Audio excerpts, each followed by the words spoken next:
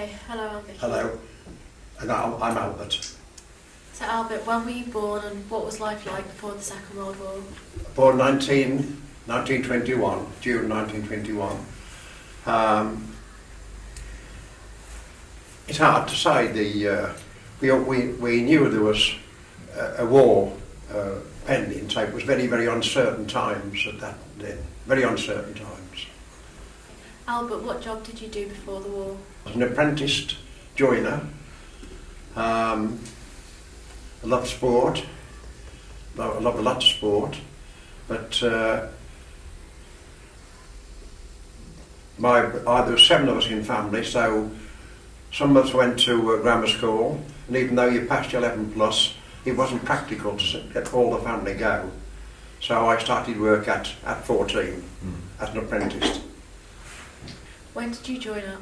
I joined up in 1940, and although I was still an apprentice, I found out that if I volunteered for Aircrew, I could break my apprenticeship, which I did do. So I went in the RAF in 1940. Where were you first posted and what was your training like? The first posting was Blackpool. Blackpool was a southern an RAF open camp. The main thing with us was to learn our Morse code. It was a long job to learn to get up to a speed there. So apart from other jobs, other duties, we learnt our Morse code. And then when you passed out from there, we went to wireless school. There you learnt a lot more about wireless and also carried on with your Morse code. When you passed out from there, you went to gunnery school, where you learnt all about guns and tactics and aircraft recognition, lots of things that you hadn't done before. And then you went to a second wireless school where you flew in the aircraft and did dummy messages from plane to plane or to the ground. And then you passed out from there, and then you went to a operational training unit where you met up with all the other aircrew members, pilots, navigators and so on, and you formed a crew. What planes did you fly? We flew in Wellingtons and Warwicks on the squadron. I was 179 squadron, and there was a 7-man crew, and we was able to alternate our positions on the aircraft because we didn't fly at terrific heights in Coastal Command. Sorry. And so when we were on patrol, if I carry on from there on patrol, we flew between 800 and 1,000 feet, which meant we could walk about the aircraft and we could change positions. Mainly we had also our radar to contend with, so we had the wireless radar and the turret. There were 7 members on in the crew: pilot, second pilot, navigator, and 4 whilst operator, radar operator, air gunners, which meant we could alternate our duties. We were a night squadron, which meant we flew in the dark, and because we got radar, it meant that no matter how dark it was, we had radar to pick up our enemy. We had a light that was lowered down from the belly of the aircraft, a searchlight, 10 million candle power, which meant that once we'd picked up something in the darkness in the sea, we could, at 3/4 of a mile, we could put the light on, and it was perfect. And you had a number of seconds to make your mind whether it was a enemy U-boat or whether it was a shipping or a fishing boat. And so radar was most important. Radar, it was very good. I gather you were in Coastal Command, so what did that involve?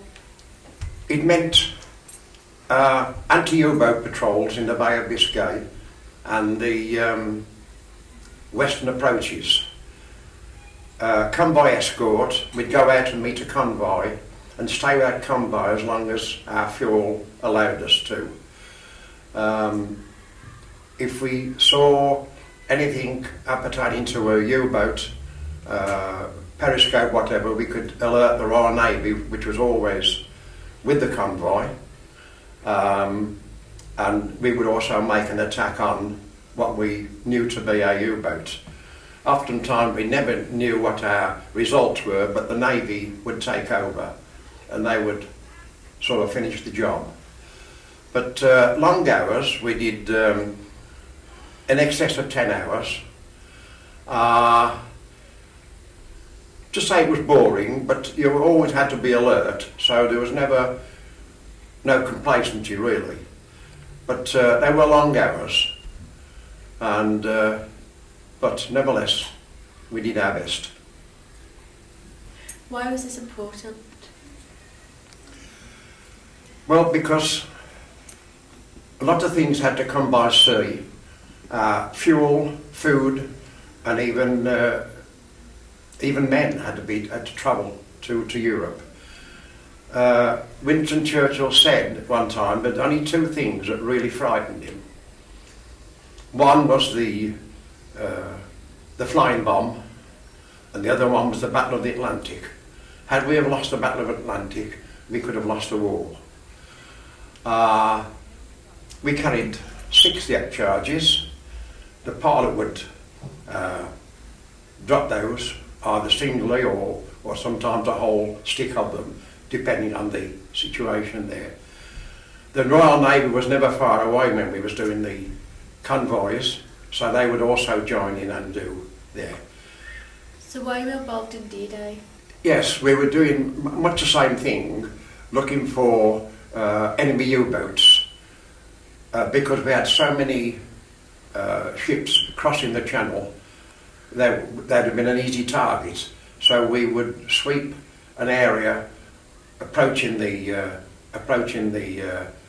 beaches. Yes, so that was our job to keep that clear. What happened to you at the end of the war, Albert? I'd been mobbed in 1946. I'd already married.